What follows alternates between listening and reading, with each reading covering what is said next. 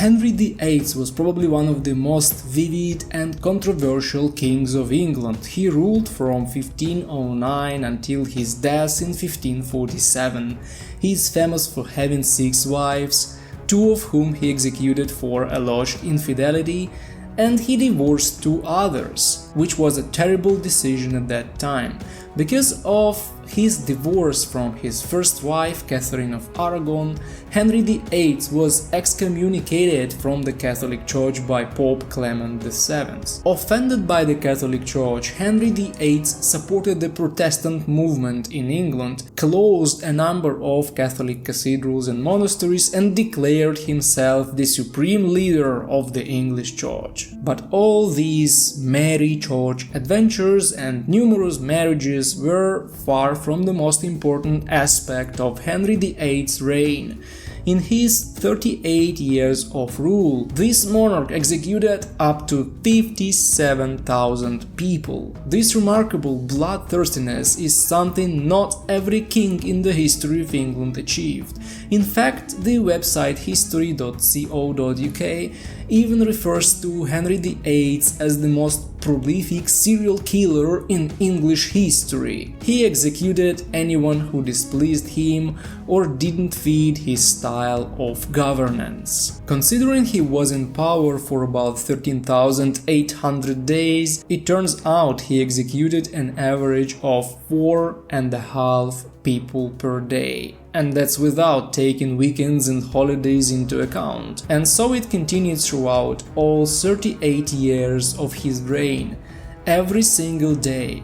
By the way, the phrase 4.5 people in this context sounds much more horrifying than usual. Victims of Henry VIII's tyrannic reign included 2 of his wives, close friends, advisors and relatives, not to mention his political opponents. If a poet wrote a verse that displeased the king or hinted at disapproval of his rule, the poet would lose his head. For instance, this was the fate of the renowned English poet Henry Howard, who was beheaded just days before Henry VIII's own death. Talk about bad luck. Among the well-known political figures who were killed by Henry VIII's bloodthirstiness were Edmund de la Pole, Duke of Suffolk, and Thomas More, the famous writer and politician. The list goes on. They lost their heads.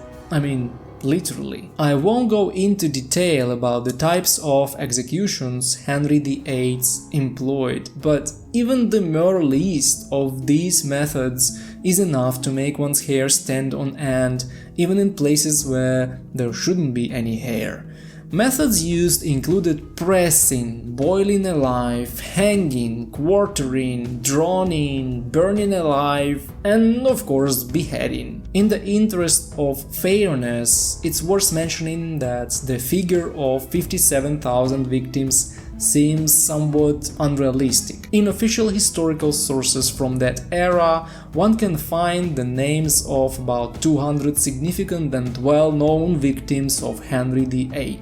But let's be honest, the population of England during the reign of this most benevolent individual was around 2.5 million people. If he had truly killed 57,000 Englishmen, that would have amounted to about 2% of the entire population, or roughly 5% of the adult population of the country. Add to this the plague epidemic that was raging in England at the time, and the country's population by the time of Henry VIII's death would have been reduced to just a few thousand people. Yes, the personality of Henry VIII is certainly not associated with benevolence and democracy in English history. However, it's noteworthy that King Henry VIII gave the world Queen Elizabeth I, was the first to translate the Bible into English, and was one of the founders of the English Navy, which later became the foundation for building the British Empire. He really was multifaceted and vivid character, but also very cruel and bloodthirsty.